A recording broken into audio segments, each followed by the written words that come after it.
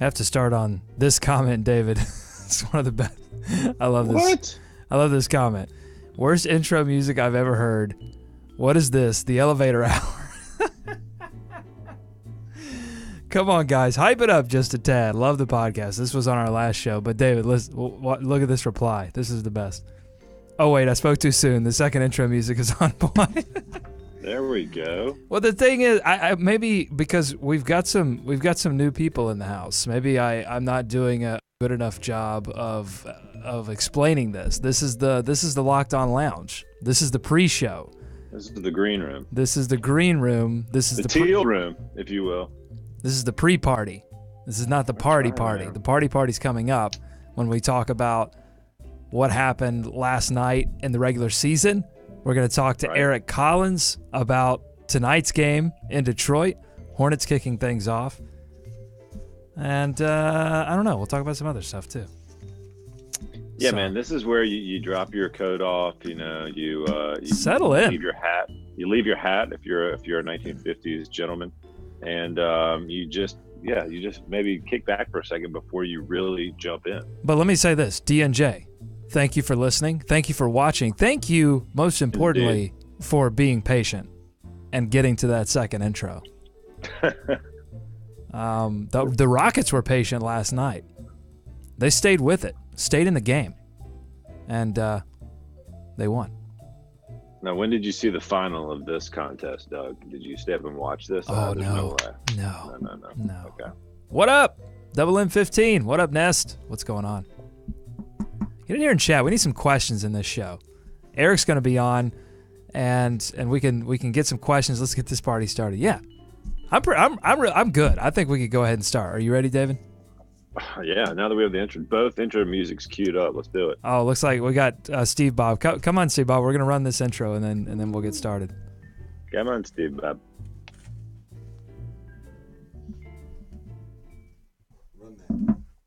Run that. You are intro. Locked On Hornets, part of the Locked On Podcast Network. Your team every day. In a minute, cuz we live.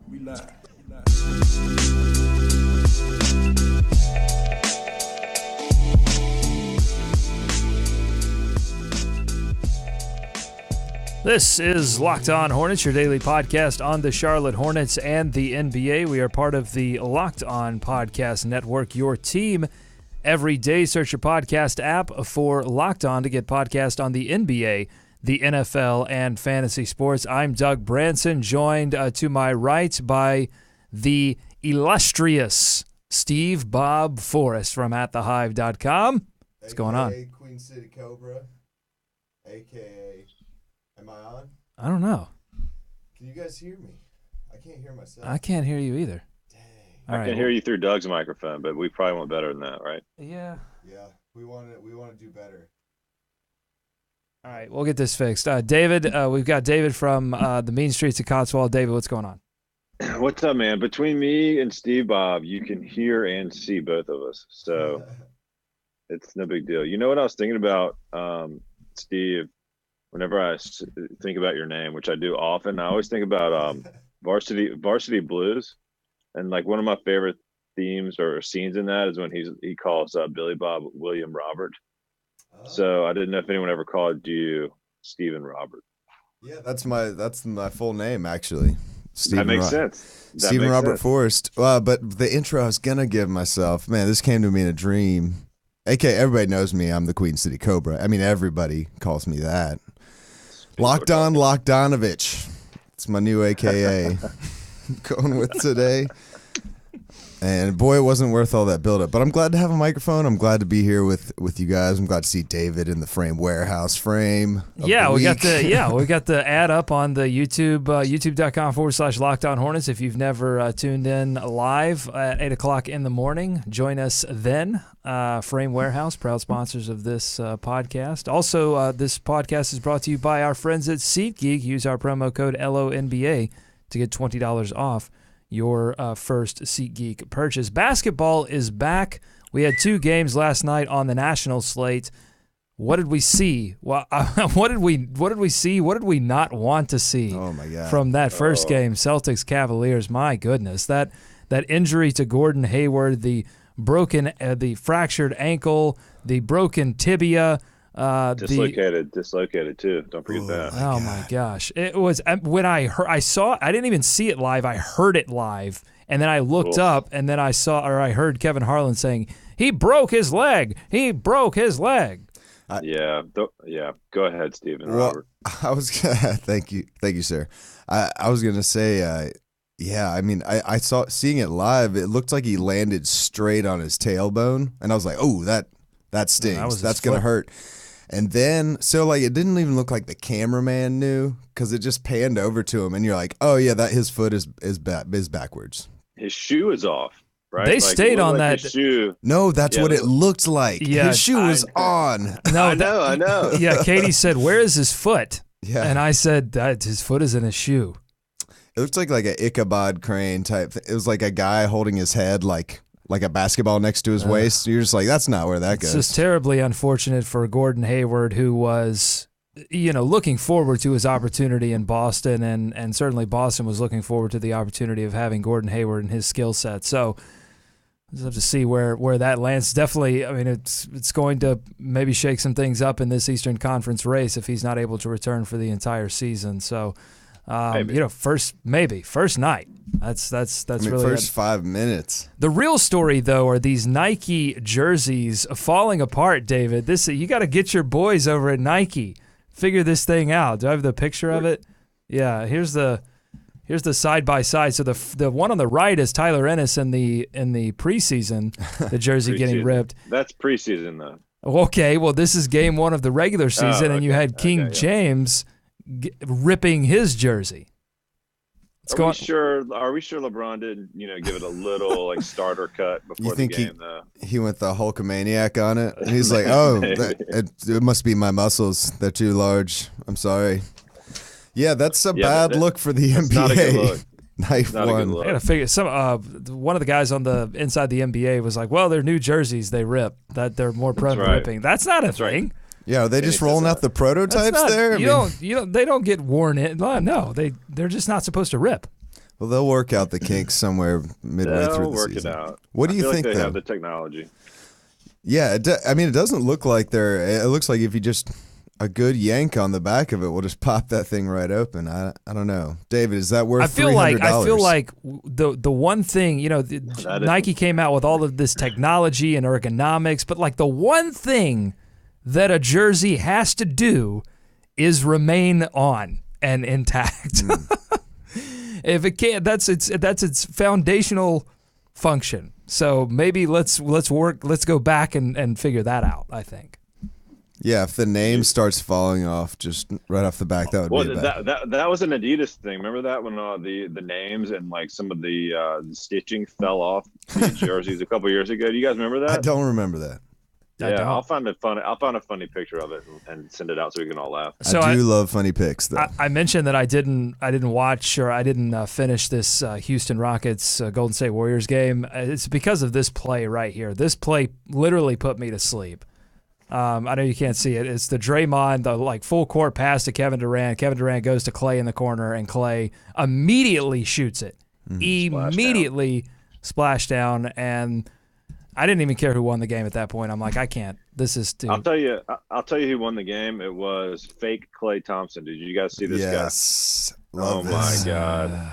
Where is this person? Let's see. There it is. And it's so great coming off of Clay Summers, China Clay. So this does look like a knockoff version that you'd find at a dollar store. I hate what I'm about to do, but I have to do it. This is a public service. This is a YouTuber. He's someone that he's done videos as fake Klay Thompson before.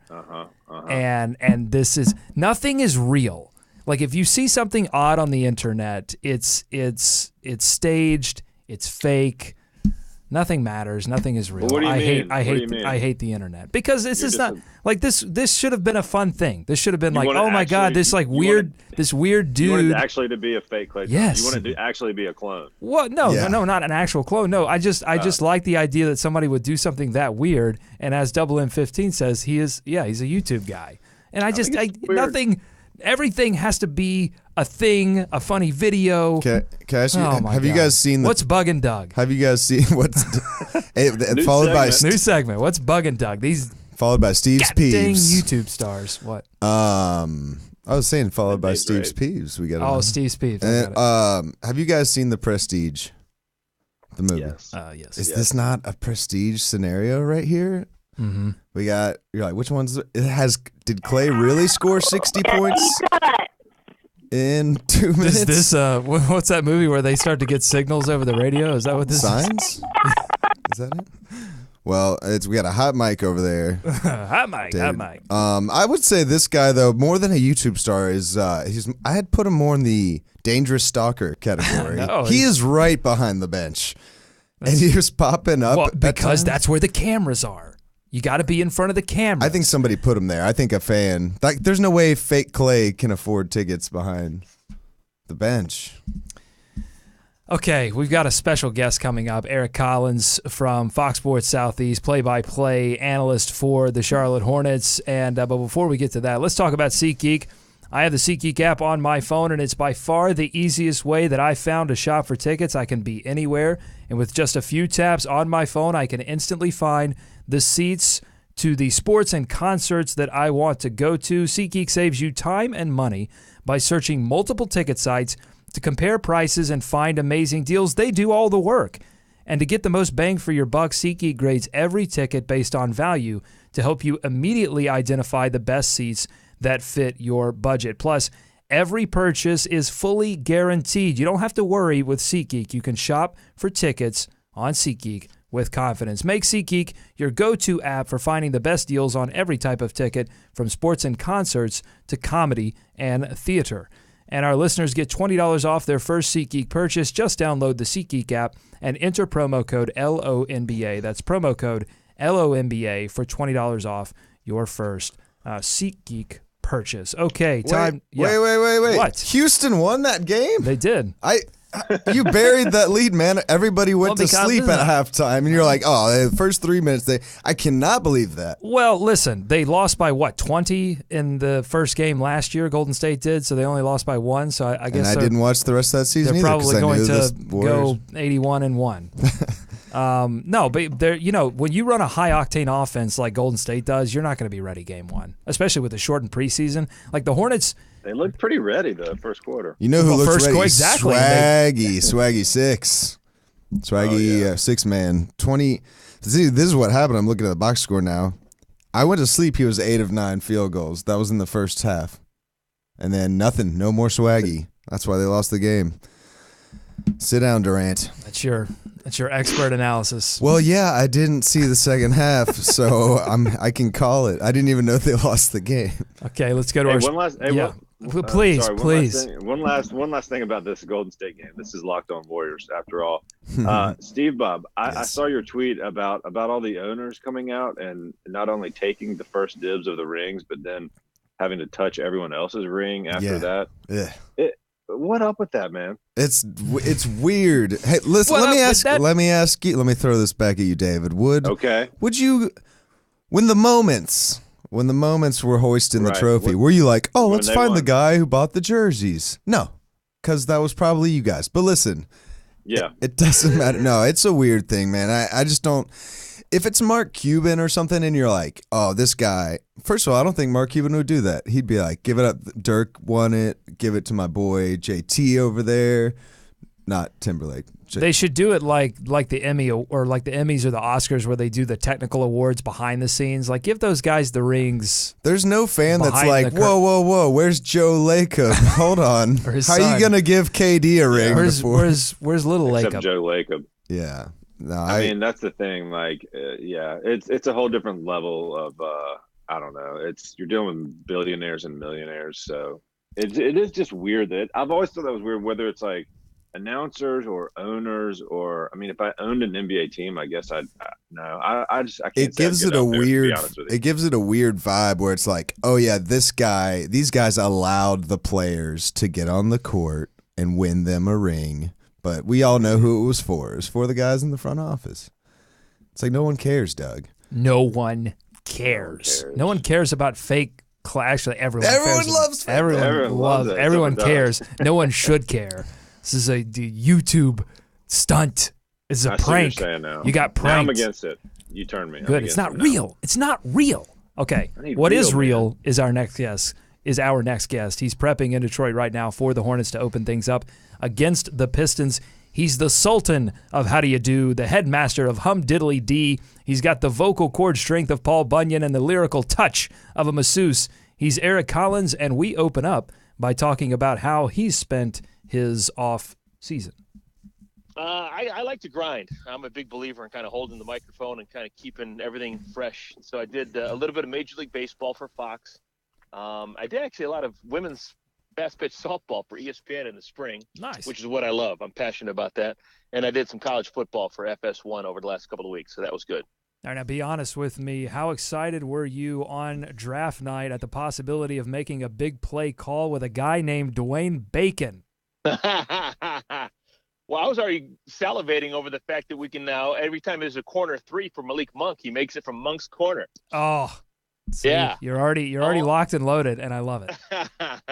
Yeah, you got. Yeah, this is Yeah, go we ahead. got some beauties this year. We definitely got some beauties this year, so I'm very happy. Yeah, Malik Monk has all kinds of big playability at Kentucky, and Dwight Howard, he's been getting huge lob dunk opportunities from everyone. Honestly, I'm praying for your vocal cords, Eric. It's going to be an exciting season. Well, you got to remember, Doug, last year, the Hornets didn't have one buzzer-beating win a year ago, and very rarely did they have buzzer beaters against them. I know Randy Foye in Brooklyn, but for the most part, the games were kind of decided, and it was kind of a weird year. We were dead last in the league in dunks. Obviously, don't block a lot of shots. So I think a lot of these things have been rectified this year. I think that if anything, it's going to be a more exciting team. You're going to have Dwight Howard. In my world, he's going to average 4 dunks a year, or 4 dunks a game. You got Malik Monk making crazy shots, beating shot clock buzzers, maybe game-winning buzzers. I think we're due this year to have a little bit more of an uptick in terms of exciting things happening on a day-to-day basis. So they will be more interesting to watch. There's a question about who will be able to watch with all of these injuries. But apart from that storyline, what are the biggest Hornets narratives, the stories that you're going to be tracking this season? Holding the fort without Nick. The first 6 weeks, I think, Nick is one of those guys. Yeah, he didn't shoot it particularly well last year, Nick Batum. But just the fact that he's on the floor, he initiates so much offense. He's so pivotal in everything that the Hornets do, both ends of the floor, just staying afloat, because the first 6 months or 6 weeks of the season, pretty tough. If you break down that schedule, there's really not that much of a break. There's a whole bunch of Western Conference team. There's a whole bunch of road trips. So staying afloat for a while. I'm interested in seeing what Kemba can do back to back. Yeah, I think he's reached his zenith. If he can get better, great. But I can't imagine Kemba doing much better than being 24 points a game, being healthy for 79. He's turned into a real superstar. And it's a great thing. So can he take it an extra step? I don't possibly see a way, but if he does, wouldn't that be great? Well, and those two things might be interconnected, Eric. The fact that he will have to maybe step up and do some different things without Nick Batum, it could give him a window, a possibility of maybe adding some assists to his numbers or something that could get him into that all-NBA talk. Yeah, what's the difference between Kemba and Isaiah Thomas from last year? Well, Isaiah Thomas averaged about 4 points more. The assist totals are similar, but Isaiah Thomas made big shots and was known as Mr. Fourth Quarter. And wouldn't that be something that this was the year that Kemba took ownership of that and was able to will the Hornets to a couple of wins just himself of what he was able to do in the final quarter? Well, they have to get healthy, but if they do survive that initial stretch without Nick Batum at around 500 and they don't take another big injury, where does your gut tell you that they could finish in this Eastern Conference race? The number that I think win total, which I think is legitimately possible, is I think 48. We saw 48 a couple of years ago when the Hornets made the playoffs and they had that 4-way tie for third place. I could see that happening again. I think 48 is realistic. What we saw each of the last 2 years that I've been around, is things get a little bit weird in March and in April. That's kind of when teams decide they want to keep playing, or teams decide that there's not much hope. Hornets took advantage of that 2 years ago. They went on a great winning streak, and they got hot at the end of the year and just cruised into the playoffs with those 48 wins. Last year, injuries took their toll, tough stretch of games, and they didn't finish off the way that they would have liked. So I think weathering the storm without Nick, getting to January relatively healthy and fresh, and then finishing with a nice kick. And I think that's when 50 wins is possibly attainable. So I think that's kind of the high water mark. And I think people in the organization would be thrilled with 48 to 50 wins. I think it's a possibility, particularly in the Eastern Conference, the way that things are shaking down right now. I can't really slot them, who they're going to finish ahead of or behind. But I think if they do their own business, I think that 48 wins is real. What team outside of the Charlotte Hornets are you interested most in watching develop and talking about this season, Eastern Conference or Western Conference? Well, an obvious team is the Cavaliers, just with all of their crazy changes and the superstars that they have with Derrick Rose and Dwayne Wade being added to the mix. I think that's going to be fascinating. I think that LeBron James is angry. I think he took a bit of a slap with his ego with the way that Kyrie Irving said he didn't want to play with him. I think that's going to be fascinating to watch. I'm actually really interested in the Washington Wizards. I think that they have passed the Toronto Raptors in terms of an up-and-coming team. I really love John Wall and Bradley Beal as a pair. I'd be interested to see if they can take an extra step in a watered-down Eastern Conference. Can they get to 60 wins? I'm interested in watching the Boston Celtics, but it's more of kind of from a naysayer's perspective. I think Kyrie Irving is arguably in the top 5 in terms of most talented players in the NBA. I love watching him go to work. But before LeBron came to Cleveland, obviously a very weakened team. He didn't win a whole bunch of games. Last couple of years when LeBron James did not play for Cleveland, he did not perform well in terms of advanced stats and actually just putting up wins over losses. I'm interested to see what Boston can do. They changed everything around, and I'm not 1,000% convinced that they changed things for the better.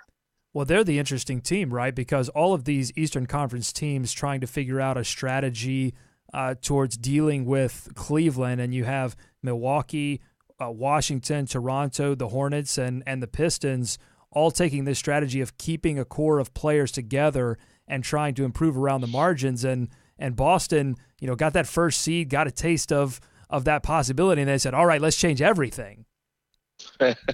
So it'll be interesting to see whose bet ends up paying off. But let's talk about the regular season opener tonight. Detroit, a team the Hornets got a little bit of a look at in the preseason. Like the Hornets, they'll be looking to get back into playoff contention after a disappointing 16-17 campaign. What kind of adjustments did you see Detroit making in the offseason, and how do you think that's going to affect what happens on Wednesday night? Well, I think they're just praying that they can get the Andre Drummond back that they had a couple of years ago. He seemed somewhat disinterested. I'm not an expert on this, but it does seem as if he shied away from his game, which is basically bully ball. I think that going to the free throw line and missing, and that spectacle, I think it's possible. I'm not a psychiatrist, but I think that that's possible that may have influenced his style of play. Stan Van Gundy, he's got a stud if he can get him going in the right direction. So I think that was a big point of emphasis for them in the offseason. I think they need to figure out what they have with Stanley Johnson. Stanley Johnson has one of the best bodies in the league. The guy is 6'7", 250. He's got muscles on top of muscles. He's got a decent amount of skill. He's a first-round pick a couple of years ago. They need to know what they have with him because he's a guy on the wing who could give them something that they really don't have in terms of dynamic play. They need to get Reggie Jackson back to being the point guard that was a winning point guard they had a couple of years ago. He was banged up quite a bit last year. They need him healthy and going in the same direction with Stan Van Gundy and Andre Drummond. But I think they have pieces, and they've been together long enough where I think that this is a season where they've either got to put up or shut up. A lot of interesting individual matchups. You mentioned Andre Drummond. He'll be going toe-to-toe with Dwight Howard, two very physical, very strong players. Which one of these matchups are you trying to – it's tough because both teams are trying to figure out what starting lineup they're going to throw out on game one. But what individual matchups have you started to look at and go, ooh, this one could be interesting? Well, I think you hit it. I'm so excited about Dwight Howard. I think that this was the gift that just fell into the Hornets' lap. Obviously, it didn't. Rich Show does brilliant work. He knows what he's doing. But I don't think that anyone at the end of last season would have thought that an 8-time All-Star, still only 32 years of age, would be available. Now, I know that it's not 2007 anymore, and the style of play that Dwight Howard is most efficient at is not necessarily in vogue, but there's always a place for a guy who changes a game on the inside on both ends of the floor. I'm interested in seeing what he's got immediately. He'll be challenged by a guy who is his physical peer. I'll be curious to know how he can deal with the guy who's 10 years younger. I think we're going to find out really early in this season what Dwight Howard has still left going for him. So I think that's going to be such a huge talking point the entire season. I'm happy that we're going to get a chance to see it so early. Another thing I was looking forward to today to the game is Jeremy Lamb. Where's he going to be at? So I'm hoping he's healthy enough to kind of give it a go. From the limited bits I saw of him in the preseason and in practice, his body does look different. It does seem as if he is ready to go. I could see this guy. The coaching staff, the frustration in years past was he would be so good for a while, and then maybe he'd forget an assignment, or maybe he wouldn't be where he was supposed to be.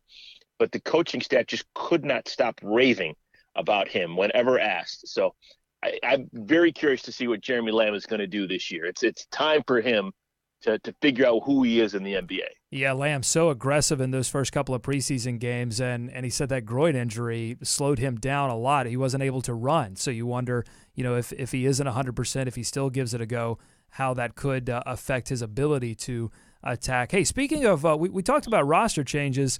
Your Fox Sports team has some changes on the way. You've got a new pregame show. You're adding Matt Carroll to the mix. What's on tap? What can folks expect from the Fox Sports team this season? Yeah, I'm really excited to have Matt in the mix. I've developed a bit of a relationship with him just because he's been around doing a lot of the radio stuff with Steve Martin. But now he's going to give us a lot of help doing pregame stuff and postgame stuff, which I think is going to be really neat. Matt's going to be part of the pregame show and the postgame show at home, and we're going to kind of be a work in progress, and it's going to be a little bit kind of like an amoeba. Sometimes he'll be with us for road games as well. Dell and I are still going to be sitting next to each other, and Stephanie is going to be courtside analyst. So she's kind of going to be one of the things that we're trying to work on is getting better coverage throughout the course of the arena and being set up when different things develop. And so Stephanie has graciously decided to try a different vantage point, which I think is going to be a real great selling point for this season. All right, Eric Collins, play-by-play announcer for the Charlotte Hornets and Fox Sports Southeast. Eric, we're looking forward. I don't want to spoil any bacon calls, honestly. I want to be surprised. So we're looking forward to the bacon, to Monk, to Dwight Howard. We're looking forward to it all. Thank you so much for joining us, and we'll talk to you throughout the season. Doug, as I leave you, if anyone listening wants to sound really smart with their friends, if Dwayne Bacon does start, he will be the first NBA player in Charlotte history, either a Hornet or a Bobcat, to start a season opener coming into the league as a second-round pick in their rookie season. Boom. Leaving us with the jewel. That's why you're the man, Eric. We appreciate it, buddy. We'll talk to you soon. Anytime. Thank you.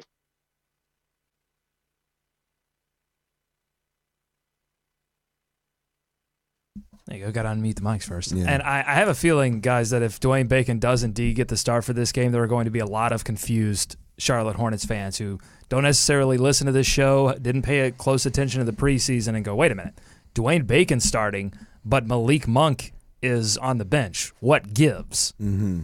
That's gonna be a thing. But it makes sense. Obviously, we've talked about it. You want to keep Monk with that second unit, and Bacon has played well. I mean, for his part, right? Like he could have gotten the start into the preseason and not performed, not delivered. But to his credit, and I'm sure to the delight of the Hornets, he's looked good enough to hold into that starting spot, which I expect him to see him out there. At least I'm kind of hoping for that one.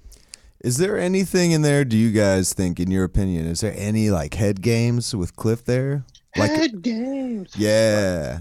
No, but like, I mean, where he's like, if you put Monk, because we know what we know about Monk's personality and how he's like a bit of a hot shot, is he kind of like, let's bring this rook along a little bit slower? I don't think so. Cool. All right. There you go, guys. I mean, it's just I don't think there's anything going on like that. I honestly think that would be weird. They have a role for Malik Monk this season, and they want him coming off the bench. They need depth. They need scoring on the bench. And they need big plays off the bench too, and they know that Malik Monk can give them that. You can watch Eric on the Call tonight on Fox Sports Southeast. Coverage begins at 6:30 p.m. with Hornets Live, which will feature a roundtable discussion with analyst Del Curry and Fox Sports colleagues Brevin Knight, former Bobcats point guard, current Memphis Grizzlies analyst, and Dominique Wilkins, Atlanta Hawks analyst. They'll discuss current storylines and preview the upcoming 2017-18 season. So we're not sure on the starting lineup. Kimba, Marvin, and Howard are locked in. Does Clifford go with Bacon, Kaminsky? Does he go with Lamb, Kaminsky, or Bacon, Lamb? Those are some great dishes right there. I'll have the Bacon, Kaminsky. No, wait, the Lamb, Kaminsky. Well, so David, you want Bacon in there. So do you want the Bacon Lamb combo there? the med combo? Yeah, that's the one I was looking for yesterday. I think it gives them a little more athleticism up front, but I could see why they would go with Frank, with Lamb being out so much. I mean, that one makes sense too. But I think the other thing, the Bacon starting, obviously, is they don't want to put Kimba and Monk back there to start the game. It's just too small of a backcourt, I think. I think you'll see that some. We saw it a little against we saw that against Dallas when they went with a smaller backcourt. But that's the more athletic lineup that I would go with. What about you dudes? Yeah, I mean, I'm always a fan of Frank in the starting lineup because I just think he performs a lot better there rather than off the bench. He's kind of you got to get him up to speed. He's not a come off the bench and he's not a microwave, he's always been a starter. So I think he's more effective in that role. But then again, long term, that's not where he's going to be this season, more than likely. So, I don't know if it matters. But I think Lamb. And the issue in this game with starting Kaminsky, I think, and why ultimately I think it will be Bacon and Lamb getting the start is because Detroit has decided to go small. Right, they're starting Tobias Harris at power forward. They'll most likely go with Stanley Johnson at 3.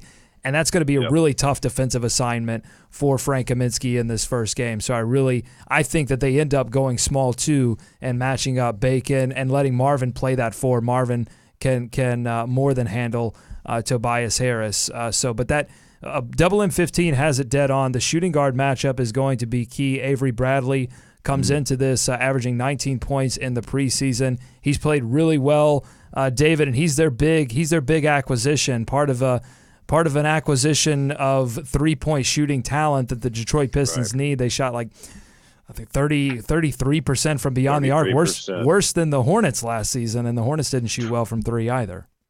Yeah, 28th in the league last year, Doug. So they really made a point of addressing that, added a couple guys, Langston Galloway, Bradley, you mentioned, Anthony Tolliver, former Bobcat, and of course Luke Kennard in the draft there to try and address some of that 3-point shooting.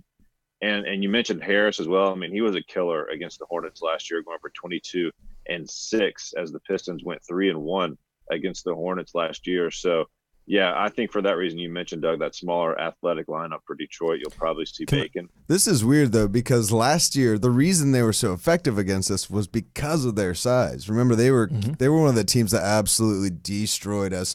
That was Boban Marjanovic's whole career in one game. I mean, that was so brutal against us. So it's interesting to see that they've kind of switched. Avery Bradley, though, also a Hornets killer traditionally. So yeah, they were a team that was built on size, physicality, low turnover. They were a team that's built a lot like the Hornets are built, and that makes sense, right? Because Stan Van Gundy coaching that team, it has a lot to do with the personnel decisions.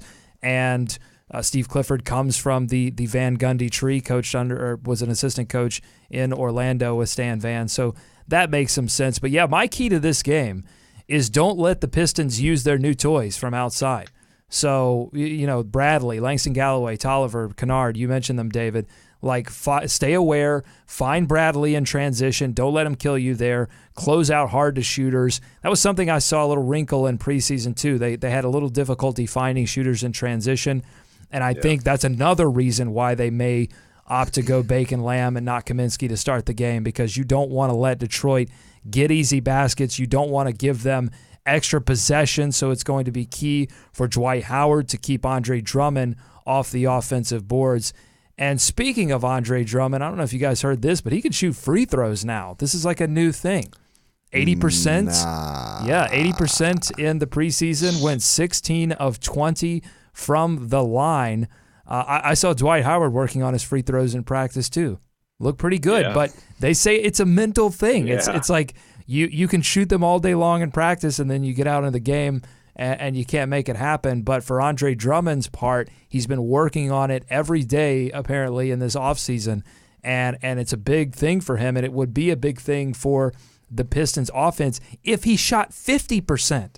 If he got it to 1 of 2 from the line every time, that would go a long way in helping this Pistons offense be a lot more efficient. So watch out for that. Andre Drummond, apparently. He wants to be an all-star. He's doing everything he can.